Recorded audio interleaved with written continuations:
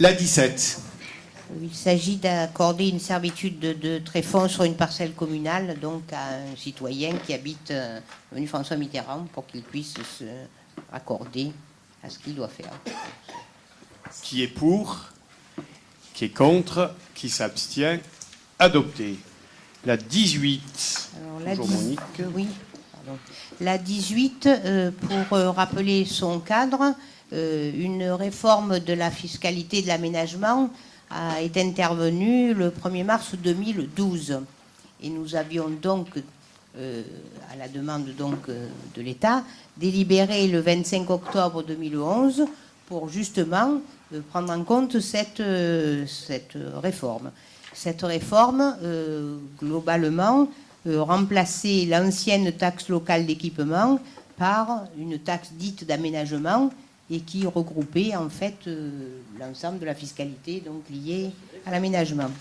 Donc nous avons délibéré il y a 3 ans, puisqu'il fallait délibérer pour 3 ans, sur le 2 points, qui était le taux de cette taxe, qui pouvait donc varier être de 1 à 5%, et les exonérations facultatives que l'on souhaitait y mettre, qui étaient donc possibles par la loi.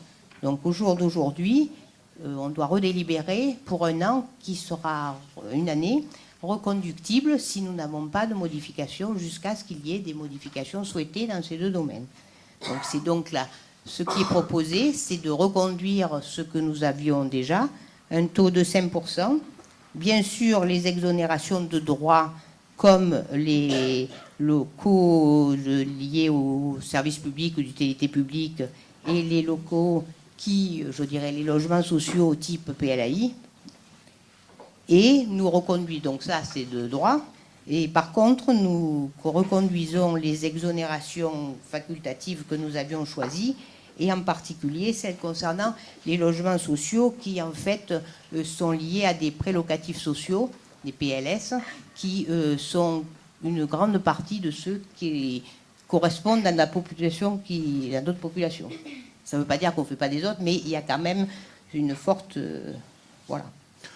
À ce propos, avant de vous donner la parole, je souhaite que soit rajouté sur la délibération, à l'avant-dernière ligne de la première page, après ne relève pas des PLAI, entre parenthèses, exonération de droits, pour que soit bien marqué que l'exonération de la taxe d'aménagement concernant les PLAI relève de l'exonération de droits et pas de l'exonération facultative. Donc je demande au service de rajouter ce point.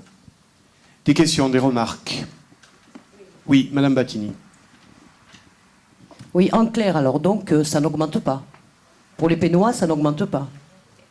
Là, de toute façon, on reconduit ce qui déjà existe depuis 3 ans. Donc par vous contre, répondez oui. La seule différence qu'il y avait entre l'ancienne taxe locale d'équipement et la taxe d'aménagement est que le calcul se fait sur une surface qui est toute la surface couverte, y compris, par exemple, des terrasses couvertes, ce qui n'était pas le cas. Donc il y a une petite variation quand même mais qui aujourd'hui n'augmentera pas aujourd'hui, on a augmenté il y a 3 ans. Si tenté... Le taux n'augmente pas, c'est clair, voilà. 5%. Mais par contre, ça va augmenter puisque vous prenez en compte les garages, les terrasses. Non, c'était Les déjà Pénois ont fait besoin de depuis savoir, 3 ans. hein. C'était déjà fait depuis 3 ans. Donc ça n'augmente pas.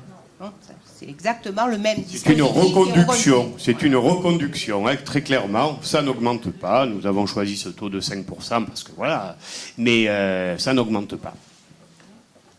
D'autres questions? Bien, je mets aux voix qui est pour, qui est contre, qui s'abstient, 3 abstentions. Donc, ensuite, Alors nous sommes à la 19. la 19 et la 20 sont des dénominations de voies.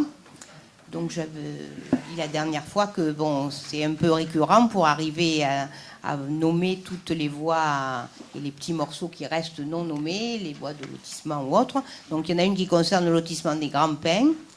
Donc nous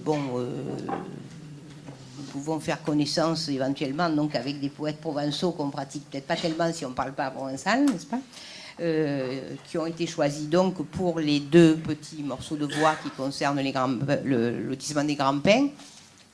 Et pour l'avenue des Magnanarelles, c'est donc le lotissement des Magnanarelles. Alors je précise qu'une question était venue en commission sur pourquoi on y avait une avenue des Magnanarelles et pas l'autre morceau en face. En fait, les résidents ont souhaité garder leur numéro de lot comme numéro d'adresse, ce qui est relativement peut-être commode. Et donc l'avenue des Magnanarelles, elle fait tout le tour, y compris donc après l'autre voie qui n'a pas besoin d'être nommée, mais qui en fait le numéro de lot se continuait. Mais c'était, bon, ça satisfait les habitants, quoi. Voilà, bon, là, ça a l'air de rien, mais c'est un gros travail qui est fait depuis plusieurs années sur l'identification des voies sur une commune qui, je le rappelle encore une fois, est extrêmement étendue. Donc, la 19 qui est pour, qui est contre, qui s'abstient, adopté. Et donc, on vote pour la 20 qui est pour, qui est contre, qui s'abstient, adopté. La 21. C'est une délibération un peu récurrente. C'est les établissements métro qui souhaitent ouvrir 2 dimanches en décembre, le 21 et le 28 décembre, et donc sollicitent notre avis. Pas de questions, pas de remarques. Qui est pour, qui est contre, qui s'abstient, adopté. Merci Monique.